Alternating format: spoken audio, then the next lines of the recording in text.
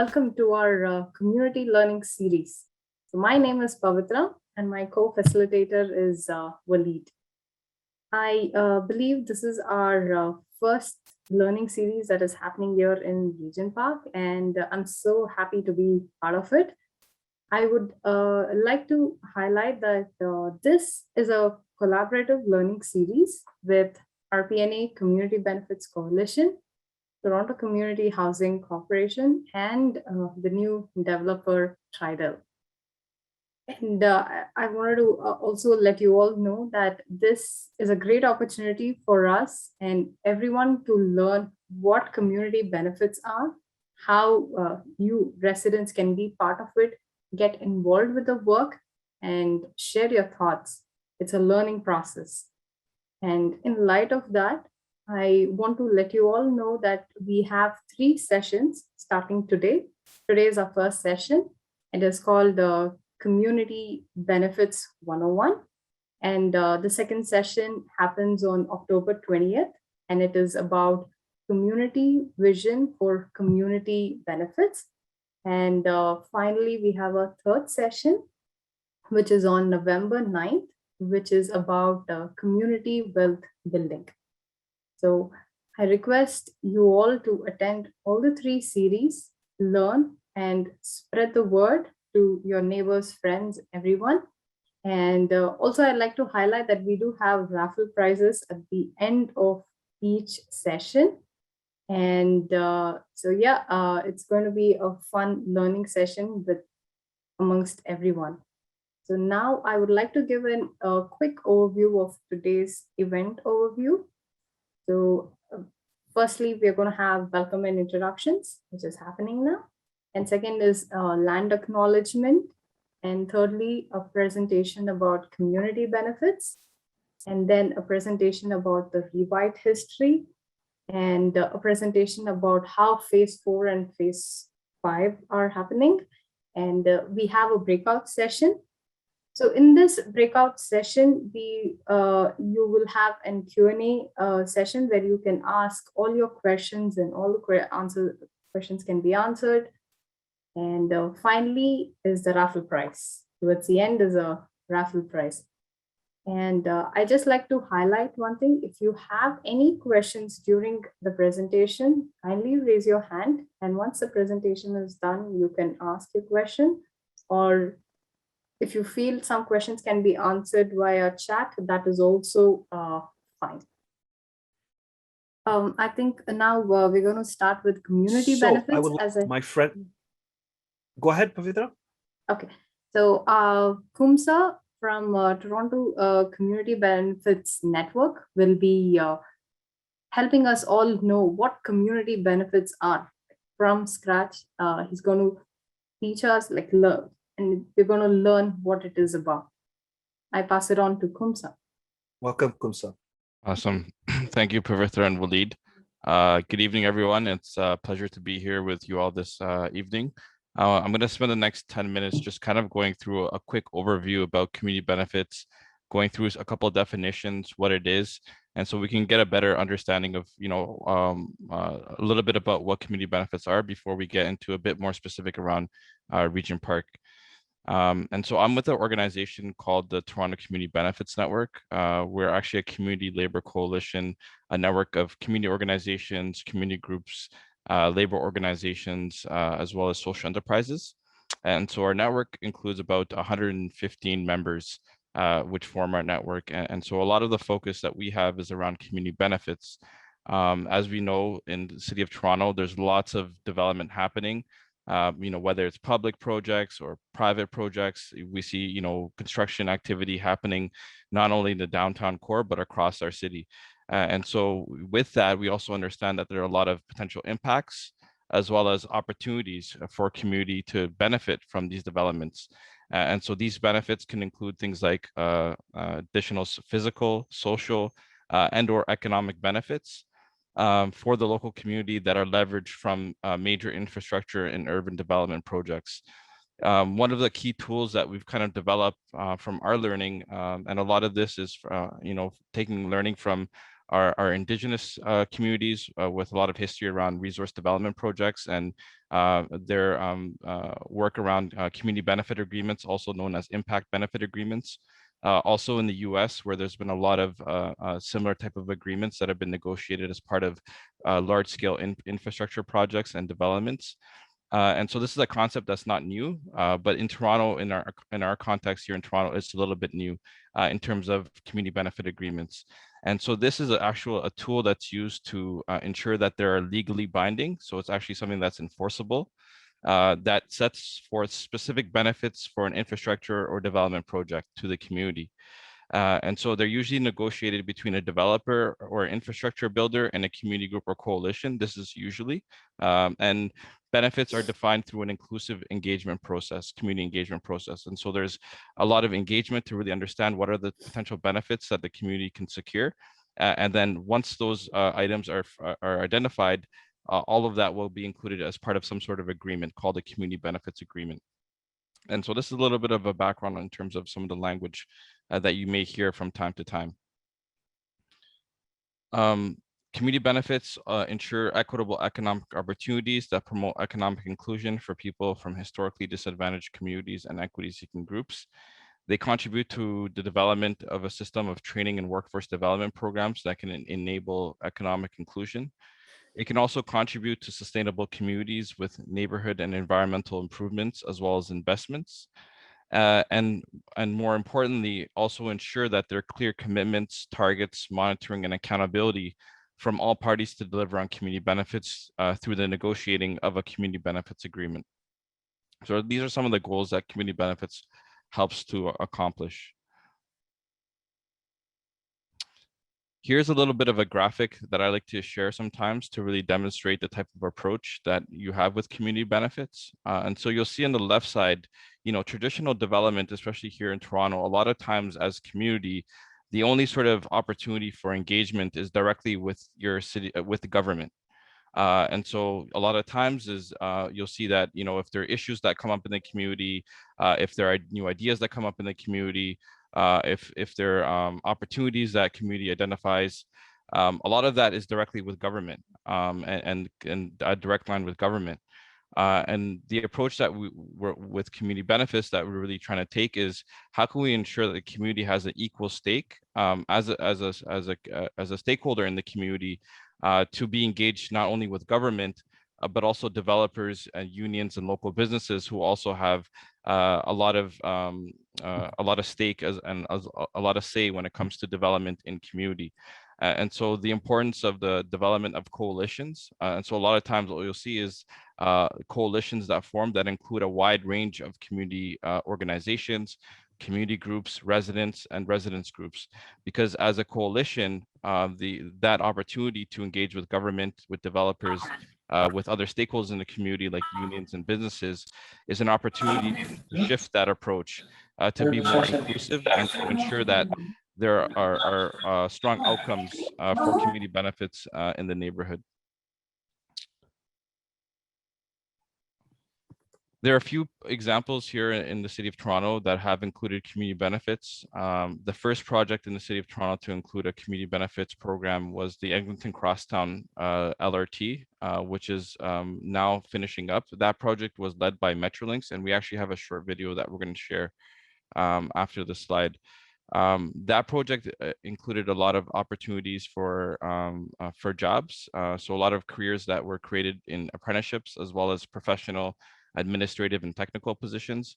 There was also a focus around supporting local businesses as well as social enterprises and as well as diverse-owned businesses through the procurement of goods and services. Building off of that, Metrolinx as the organization that is advancing or developing and building new transit in our city also applied that to its other projects, including the Finch West LRT, as well as the Hurontario LRT, which is in Peel Region. As part of the Finch West LRT, you may have heard about the community hub that was a part of the community benefits process in the community identifying some public land that was not being used by Metrolinx in the future. And the community identified that piece of land as an opportunity to build a new community hub, which was one of the priorities that came through community engagement. which they identified the importance of new recreation as well as social service spaces in the community.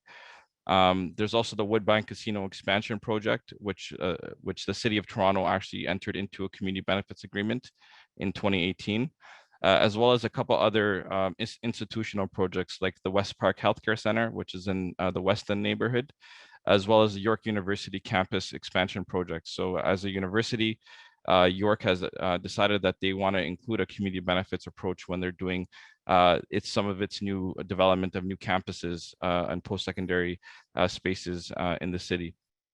I mentioned earlier the City of Toronto also has a policy. So they're also in the development of the community benefits framework, which also focuses on city-led infrastructure and development projects, and to not only look at it on a site-by-site basis, but also looking at it from all the projects that the City of Toronto is involved in when it comes to development and to ensure that there's also community benefit agreements tied to those projects. I'm now going to share this 3-minute video. It really gives a good picture about the Eglinton Crosstown LRT project that I mentioned earlier, and will highlight some of the opportunities that has been created as part of that project.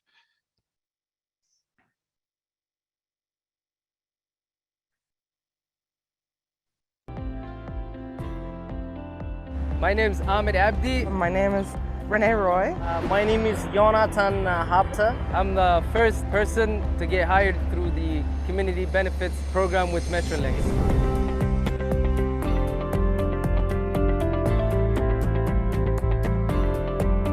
Projects such as Eglinton Crosstown, which is the largest transportation infrastructure project in Canada, as a way of transforming local communities. United Way for decades has brought people together, but we always lacked the glue to make it stick and find tangible ways to get people good jobs in specific neighborhoods. And then pops in Metrolinx. Community benefits usually includes jobs and apprenticeships and professional administrative and technical jobs. It also usually includes contracts and social procurement for local, social, and diverse businesses. This is project and policy innovation at its best. You're building a $5.3 billion light rail transit in a way that's bringing community to the table, inviting them in from the beginning. It's good for young people and for newcomer people. We have seen firsthand that community benefits really changes lives. You've given me a chance to get a stable home. My truck is just a vehicle now, and this is kind of my community now. I was able to support my wife, my new family, and prepare for my kid. Apprenticeships like this are important because they give youth a different route, something productive, something that has the potential to make a lot of money and get a lot of transferable skills. Not only a life changed, but an entire neighborhood transformed with jobs and dollars going back into that local economy. The great lessons we've learned on Eglinton and the Community Benefits Program provides us with an excellent platform to roll these same benefits out on our other LRT programs, but also on our really big program, which is the GO expansion. 10 years from now, I want us to be able to look back and say, with the public infrastructure dollars we spent, we not only built a world-class piece of infrastructure, we are intentional about ensuring that those in the community who needed opportunity most actually shared in the benefits of that project. It is the blueprint for us and for inclusive economic growth in this province and in this country. Because in the end, our mission is to connect our communities, and we do that even better when there are more local benefits for those communities.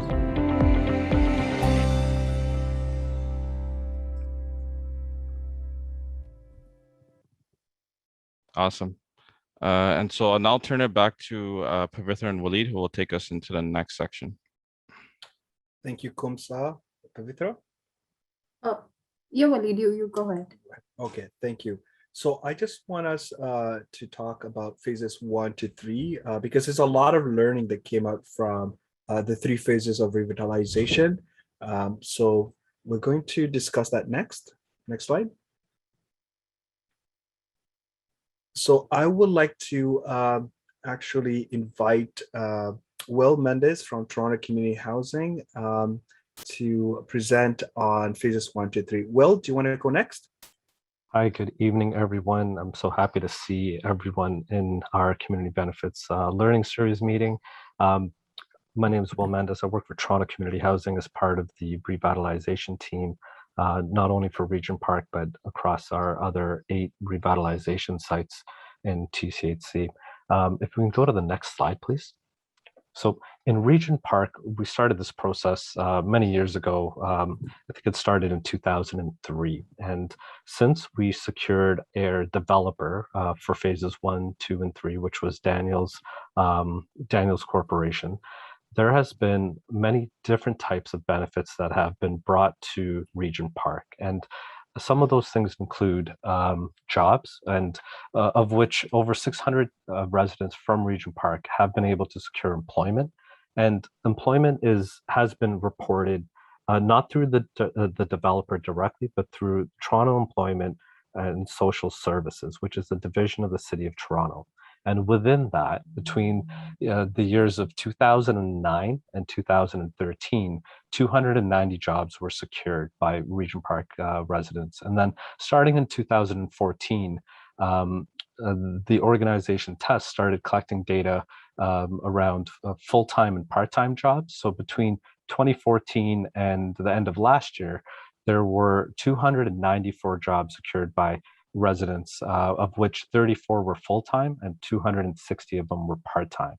And altogether, since then, there's been some more jobs, bringing the job total to 600 jobs plus for Regent Park residents secured through TES's involvement. In addition to jobs, there's also been many other great things that have taken place in Regent Park, including an updated athletics field, which was done in partnership with Maple Leaf Sports Entertainment, the Daniel Spectrum, increased community service spaces, the Aquatic Center, affordable housing options and affordable home ownership options, and business incubation spaces in Regent Park. And around affordable housing, there's been 27 tenants, 27 people from Regent Park that have participated in a foundation program which assists with through a second mortgage to secure affordable housing units, as well as 210 people that have been able to take advantage of a $50,000 grant program to help them purchase a home as well in Regent Park. So those are some of the great opportunities. And there's also been these really fantastic job training opportunities that people have completed to get access to the trades and access to different types of employment job placements. And beyond just jobs and these great facilities, Daniels and TCHC have fundraised and contributed money to millions of dollars to community development initiatives and social events and programs to really help recreate one community. These are some of the things that the community advocated for in terms of support that helps with social transformation. So next slide. And I'm going to turn over to Ibrahim to introduce to us a special video on the making of Daniel Spectrum. Hi, everybody. Can you guys hear me? Yes, we can. All right. I just wanted to say that phases 1, 2, and 3 has been some of the work of integrating this community to everywhere and the surrounding communities.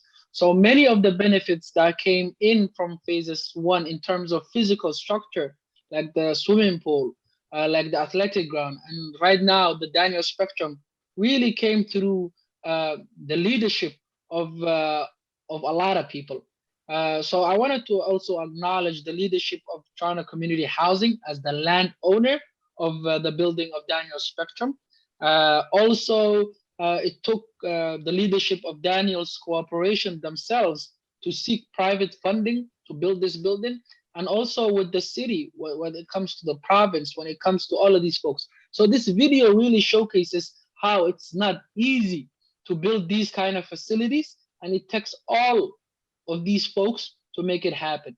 And also you will see some examples how the community I also asked for such a cultural center to be built. Please play the video and we will get a glimpse of how each of these buildings really takes all of us to build it. Thank you.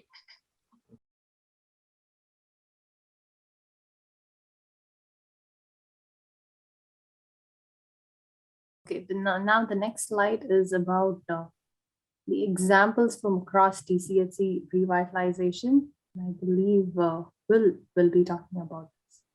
Thanks, Pavitra. So I mentioned earlier that there's 8 revitalizations underway within TCHC, and each site has a specific tenant benefit or community economic development or community benefit approach and agreements that are that meet the needs of tenants living in those neighborhoods. And it's very important for that because what we want to be able to do is take a look at the aspirations, the needs and the gaps, as well as what can be leveraged from the redevelopment and bring that value to people in living in those communities. So some of those benefits have ranged from scholarships to post-secondary and other types of training institutions, employment training, as well as business incubation, which means supporting tenants to create their own businesses, as well as community business spaces, and of course, new facilities, much like what you've seen in Regent Park. To date, there's been over 1,200 tenants who have secured a formal opportunity, meaning a scholarship, a job opportunity, or a job opportunity. And these types of agreements form a percentage of range from a percentage of jobs to be the target to specific targets that are aligned with community needs, meaning that if there's a large youth population, we have been able to ensure that there's more jobs created during the summertime to support people who are out of school and returning to school. And we base those targets on the needs of the individual communities. And I think we're going to get more into that in our future, in our discussion later on this evening, and in our future meetings. And just so you know, in total, from what we've been able to gather through our internal data, over $8.5 million has been secured by tenants through employment, as well as over $600,000 given awarded to tenants for scholarship programs. And in total, from what we've been able to validate, there's been about 455 tenants outside of other than the Regent Park revitalizations that have secured employment, which makes up the 1,200 in total that you see on the screen. And I think we can go to our next slide. And I would like to hand over to Waleed, who will walk us through the next few slides. Thank you, Will. So thank you, Ibrahim, for sharing that video that captured the live emotions of folks who are involved in phase 1 to 3, trying to better deliver on the facilities that are desperately needed by community members. But what I'm going to go through is a sort of visual illustration of the project.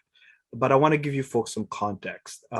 What you haven't heard in that video is sort of the expectation that was had back then of it being, adding more social housing, or as we like to call it, rent geared to income, adding, more facilities in our community that will be used by residents. What we do have is a public-private partnership. So I'm going to go through the approval process and where we're at right now. So the approval to proceed with the revitalization happened back in 2003. In 2005, phase 1 developer was selected, which you all know as Daniels Corp. In 2007, the construction of phase 1 began, In 2009, the board of TCHC approved an award of phase 2 and all subsequent phases to Daniels. Then what happened 2010 was phase 2 demolition began. In 2011, final phase 1 of TCHC building was completed. In 2013, the TCHC Board of Directors approved phase 3 land sale deal with Daniels Corp, and which allowed for options for phases 4 and 5 were removed. So basically what happened was there was a request for proposals put out with regards to phase 4 and 5. In 2014, the phase 3 and 5 rezoning was approved. In 2015, the phase 3 demolition began. In 2018, the community found out that we have to select a new developer partner. So it was no longer Daniels. It will, and what we did is we started a process, which was a request for proposals. It was put out to the community, and we had Tridel, Capital, and Daniels put in bids. And this RFP process was informed by residents of Regent Park. In fact, the Regent Park Neighbourhood Association's Community Benefits Coalition had representatives at the RFP development process when it comes to the phase of 4 and 5. What we also did was there was a final phase for 2 TCHC buildings that were completed. The RFP was also completed because we selected Tridel, which is the new developer partner for phase 4 and 5. And we're assuming that if everything goes well, by 2031, we will have completed the phase 4 and 5 of revitalization. Next slide.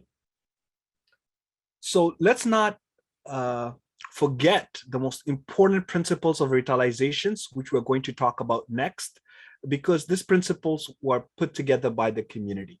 And in 2018, conversations regarding what's happening, not just in phase 1 to 3 when it comes to community economic development and community engagement, but also what will happen in phase 4 and 5. And the RFP was that process leading to a community benefits framework that was signed in 2019. So in 2019, we had collaborations and conversations. And in 2019 to 2020, we had also community engagements and advocacy that led to the community benefits framework. Next slide, please. So what are the 12 principles of revitalization, you might ask? Well, there's 2 important pieces to it.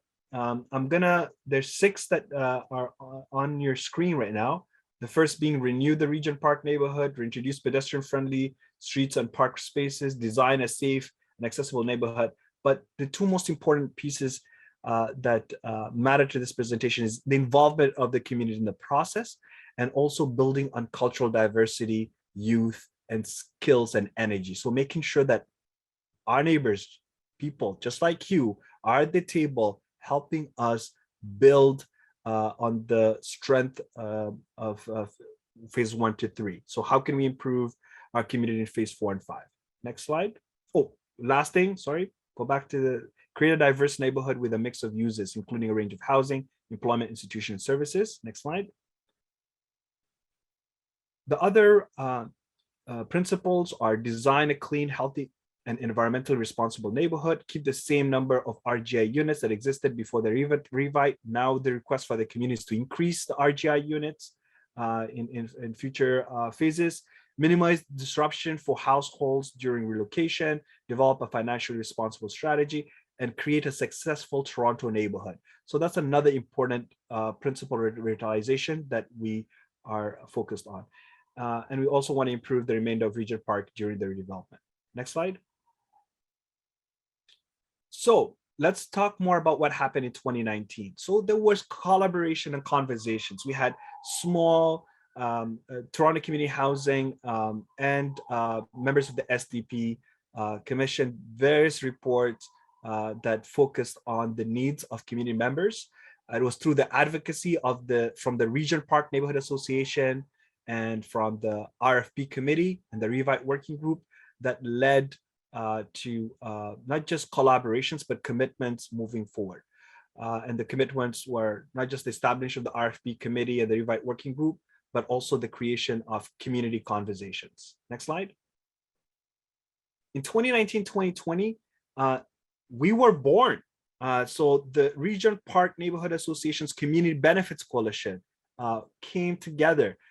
This was a group of residents from TCHC and market, units in the community. We had representation from agencies and also representatives from youth groups and other stakeholders that wanted to make sure that we got the best deal when it comes to community benefits. We also, as a community, developed our community priorities report, and it was thanks to you.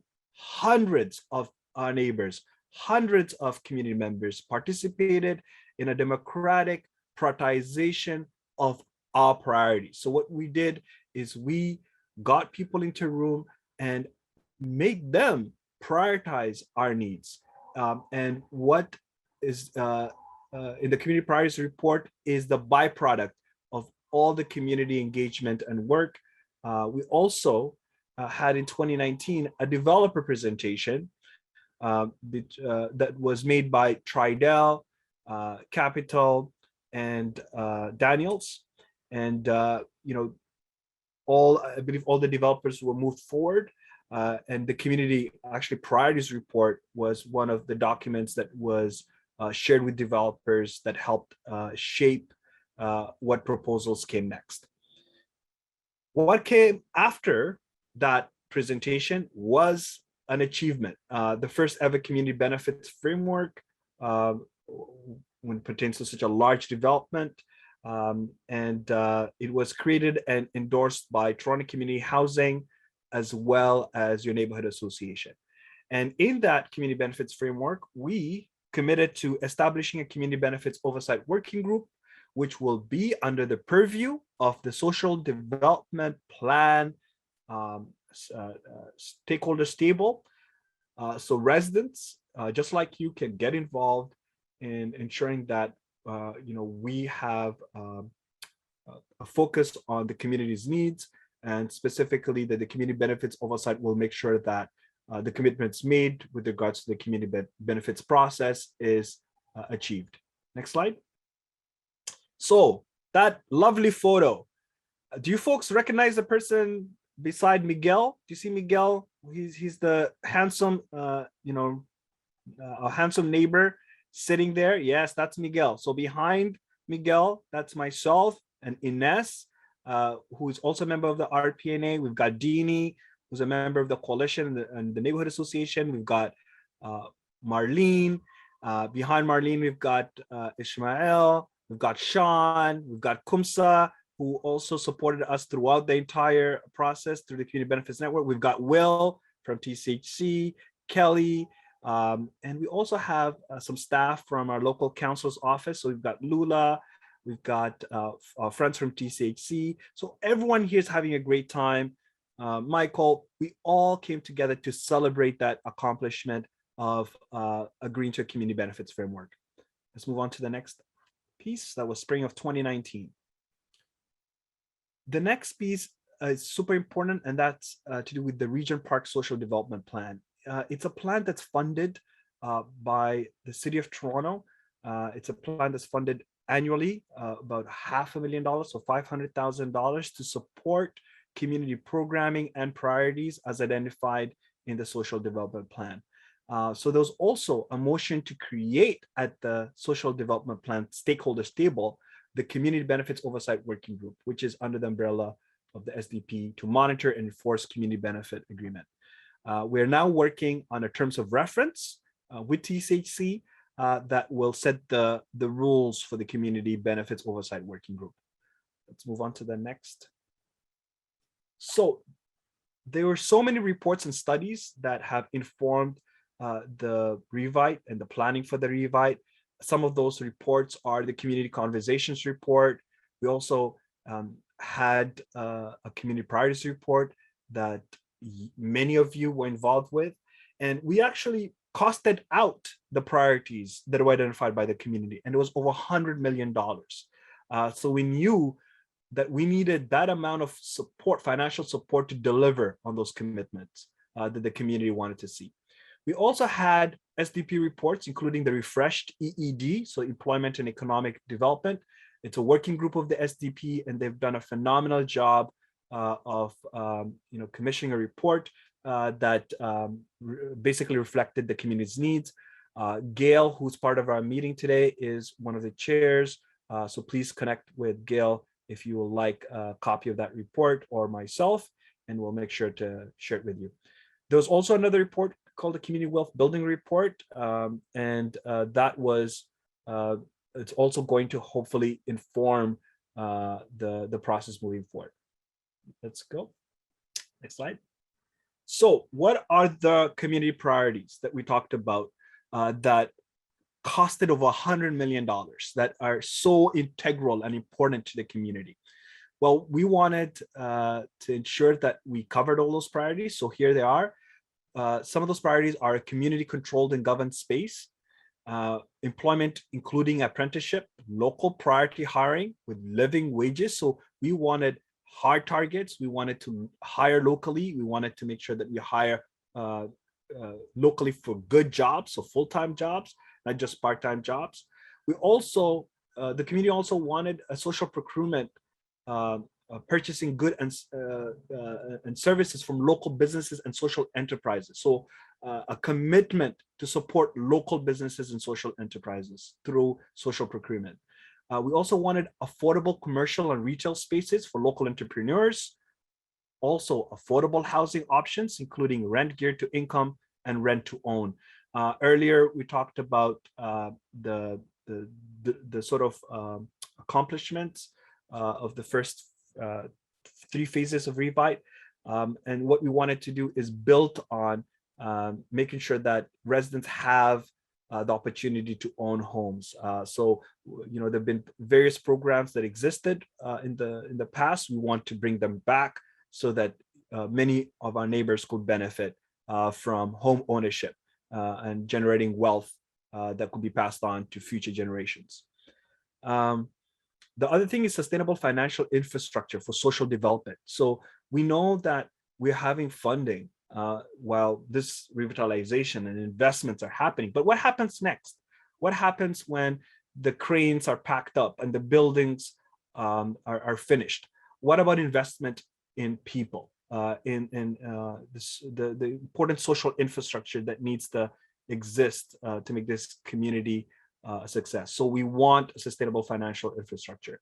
We also want community programs for youth, seniors, and people with disabilities. And we want resident engagement through building design and planning, retail uses, and community benefits implementation. So we don't want to be advisors. We also want to be part of the decision-making process. Let's move on to the next piece. So Pavitra, do you want to take on the next piece?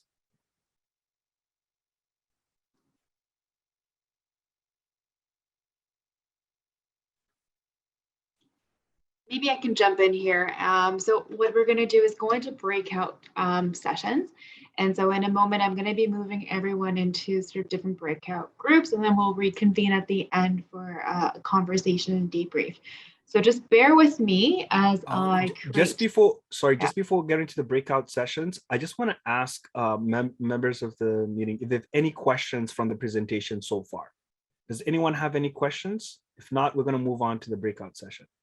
And you can ask questions in the breakout sessions, because I know there's a lot of us on video right now. So perhaps in the breakout sessions, it'll be a smaller group and we can have more of a conversation and ask questions and get to know one another. Exactly. And I just want to remind our facilitators that we're going to be doing a report back after the breakout session. So we'll hear more about your conversations and the questions that were raised, as well as the answers. So if no one has any questions, go ahead, Asal. Okay, just Asal, while you're creating the breakout rooms, how long are we going into a breakout session for? Is it 15, 20 minutes? Until 7:20. Until 7:20. Okay. Thank you so much, Kumsa. No worries. Okay, my friends, you'll all be invited to join 3 breakout groups. So please express yourself, ask questions, don't be shy. We want to hear from you. And the facilitators will introduce themselves in the breakout sessions, and we'll have report backs after. So have fun.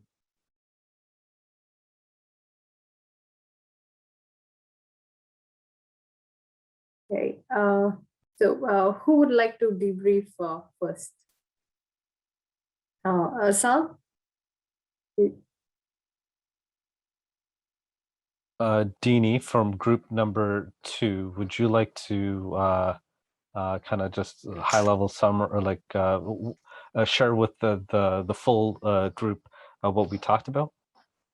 Yeah, okay. Well, we started by talking about favorite moment in Regent Park, and there was a lot of conversation around the people. The people are our favorite parts of Regent Park, connections, you know, coming out to different events and meeting one another and seeing each other. Then in regards to one of the things that you learned, the Daniel Spectrum video was popular. People learned a lot about that, and about the number of jobs that were created, with a caveat that the person who answered that question said that that was very interesting because they didn't know anyone who actually got a job. So let's see what else. And talked about what was important, and security, safety and security came up. Yeah. Access to jobs and supports. We had some conversation around people who right now are not engaged in anything and kind of just hanging out all day in the park, and how, you know, community benefits possibly could engage those people in something to do that's safer and more productive. Did I miss anything, Will? No, I think you captured it really well. And just as a follow, well, I'll follow up afterwards in our closing remarks. Okay. Thank you, Dini, for sharing all that. The second room number, Dini, could you let me know what room number were you in? Room number 3? Room 2. Room 2. Okay. Room 1. Room 1 updates. There have been Janella, Maggie, Teresa, Miguel, Ibrahim.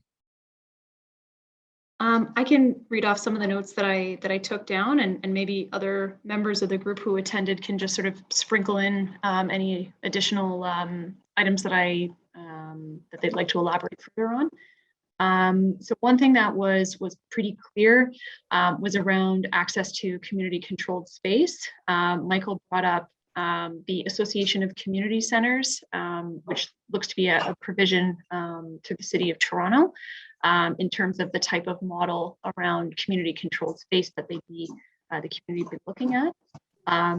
Yeah, there were issues around you know, the athletics fields, the swimming pool, and Daniel Spectrum in terms of who got to access and why. Another aspect that we definitely touched on was how grassroots organizations seem to take a bit of a backseat to other nonprofits, and for the future phases of revitalization, how we can engage grassroots organizations through, you know, access to space. And I believe it was Ibrahim who had encouraged us to see if we can make some of those funds available to those agencies sooner versus later. I think he indicated it was a while to wait for a year for that to happen. Ina, I heard you, girl, as working around the trees.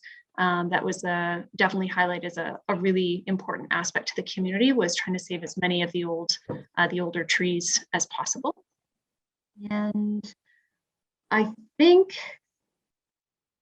and then Miguel brought up the concerns over employment, and Inez indicating, it's really important to engage everybody, not just the usual participants, but to make sure that we're really focusing on those who live in phases 4 and 5, to collect and gather feedback. And one idea that she had, and I think has done herself, is to post up in a lobby and to do engagement that way, so that it's easy for residents to participate. So breakout room 1, did I forget anything? Maybe just the language barrier. Thank you, Ina. And yes, I wrote that down under a note that I took for you. Translation services were really valuable due to the multiple demographics that are in region.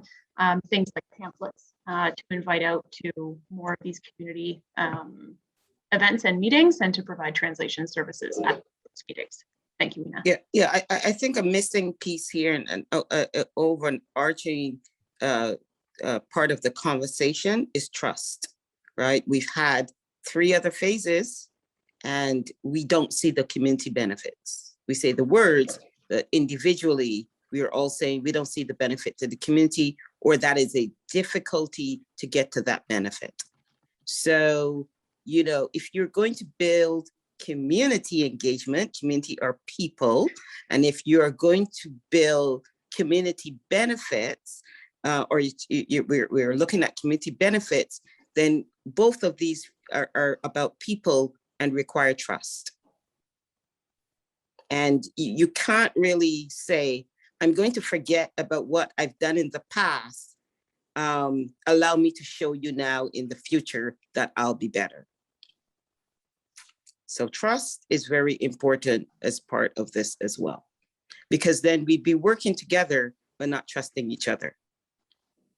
Thanks, Gail. That was definitely a big part of the conversation. So thank you for putting that in. And I see Miguel has his hand up. Just adding what Gail has said, it is true that phases 1, 2, and 3 were a total disaster for all of us. And we're building up from that situation with those mistakes made in the past. And I wish, and I mentioned to my friends at the coalition before, that we should have signed a retroactive CBA agreement with Daniels to recoup some of the losses that we have had in the last 14 years. Because, $1.1 billion went into the infrastructure development of Regent Park phases 1, 2, and 3.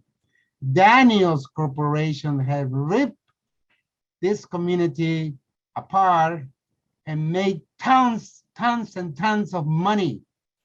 And the gifts that they provide us is nothing compared to what they had made in profits alone. And I know you, Tridel, are coming along as a new kid on the block, and you may feel a little bit pressure to the community demands, but these are the real needs of the communities in terms of jobs and scholarships, home opportunity, home ownership opportunities, et cetera, that we want to emphasize. With regards to the comment that someone made in regards to the security and the policing of this community by overpaid police officers, I made a comment to yesterday during the Regent Park Safety Network, and I didn't mention the name of the cop, but he was very, very insulted that the idea of having a member from this community hired through Infinity Security Company that is made in Regent Park, where they're hiring people from Regent Park. He was insulted to say that, oh, how is it possible that the community is gonna feel secure with someone who's making $14 an hour or $15 an hour? What? So does it mean that we should have someone making over $100,000 a year and part of the Sunshine List to watch over us, that's a joke. I think it's time to change our attitudes about policing and give a chance to our community to protect ourselves, because policing is something that we have demanded the mayor of Toronto to defund it to 50% so that the funds that we can save from the budget transfer to Black and Indigenous communities to getting out of poverty. And perhaps those security guards that they joke about making $14 an hour, they could be making $25 an hour or something bigger, because they deserve it, the same opportunities to lift off poverty. Again, Tridel, I'm so sorry that you came into the game knowing all these problems, but I hope you don't hate us, but that is our reality. We were duped by Daniels and the governments, believing that they were going to do something better for us, and in turn to be a total disaster. Thank you. Thank you, Miguel, for sharing your perspectives, and others who share their perspectives on phases 1, 2, and 3. I think there's a lot of learnings that we can draw from the work that has been done in the past, not only in Regent Park, but in other revitalization sites. And we look forward to practicing our new learnings and the evolution of community benefits for phases 4 and 5. Inez, you have your hand up. Would you like to comment? Yes, I just wanted to, well, you said some, I wanted to say, when the revitalization started, the beginning of phase 1, it was a disaster. It was a huge learning experience, but along the way, there was it got better and better and better. Okay, and we have to be grateful because Daniels Corporation has done a lot of stuff for the community and has invested a lot of stuff in residents too. So yes, there was good, there was bad, but there was good too. So we have to be really clear and be transparent, because they have done a lot of stuff good for the residents, and they have supported residents and stuff in here in the community. So I just needed to put that in there. Like I said, phase 1, it was a huge concern, but along the way, it was turtle steps, but it has come to a lot better than what it was before. So I just needed to say that. Thank you. Thank you, Ines, for sharing that. Now, I believe the other room, Walid, would you want to share any thoughts from our room? Sure, if you want me to, I can do that. Or if someone in the group would like to do that, yes, please step in. Does anyone? Deborah, how about you? I'm putting Deborah on the spot because she's my new friend. Yeah, nice try. I wasn't taking notes. I'm not really prepared to report back. No problem, Deborah. Thank we you. Can help you along. Oh, Okay. so I'm still in the hot So- spot. Great. Okay. So I noticed that in our chat, we raised some concerns also about security and a lack of security and requiring more presence in our community. Also looking for jobs for youth, good jobs, and ways to find out about that more. I'm not sure if I implied that, inferred that, but again, the distinction made between, jobs is one thing, but we're looking for jobs that have sustainability. Like we saw the fellow in the video for Metrolinx, he talked about he was able to get a job that continued, and now he was earning a wage that he could support his family and provide for them and so forth. And I thought that was a good example of what we mean by good jobs, one that's not just for a short period of time and disappears or is part-time, but something that has a future to it as well. Let's see, what else? Walid, what else did you recall? Supporting youth. Supporting youth? Yes. Yeah. Yeah. That was another topic that was discussed. One of the parents wanted the youth to be engaged in the community, be involved more in terms of job or volunteering in any capacity, but they wanted youth to be involved. That is one thing we discussed. And I believe after that, a few of the residents discussed about parking challenges. Parking challenge, yeah. Right. They say that they never get a spot with parking.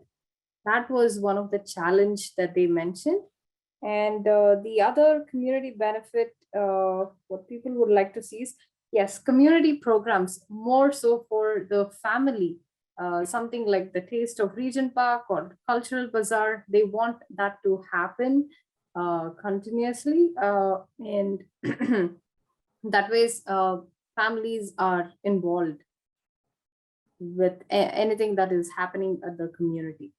So these are the things that were discussed in room 3.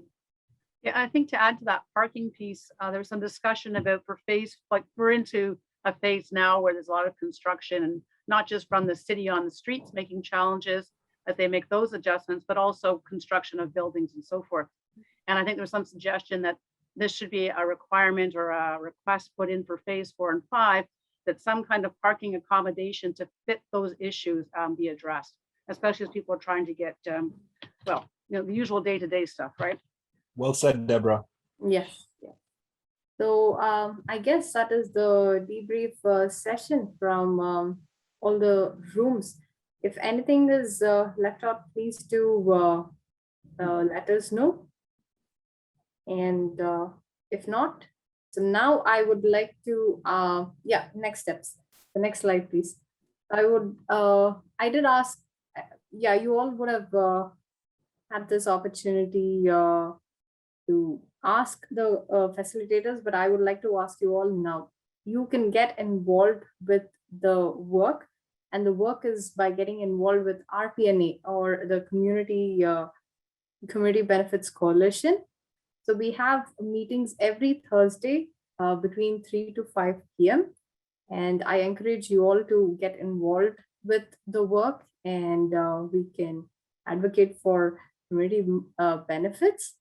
And to get involved with community benefits, I request you all to kindly email at rpna.info@gmail.com. And you can also visit regentparkcoalition.ca website to sign up for updates. And I request you all to join the next community learning series. This series was more focused about community benefits. The next series is about community visioning, and that happens on October 20th. And the third final series is on November 9th, and that is about community wealth building. Yes. And I request you once again, whoever is interested, kindly reach out to this email address, rpna.info@gmail.com, and I can share you all the details that you want. Make sure to like, comment, and subscribe. And when you do subscribe, hit the little notification bell so you never miss out on any of our content. If you'd also like more, you can find us on our other social media platforms. And if you want even more, you can look at our website.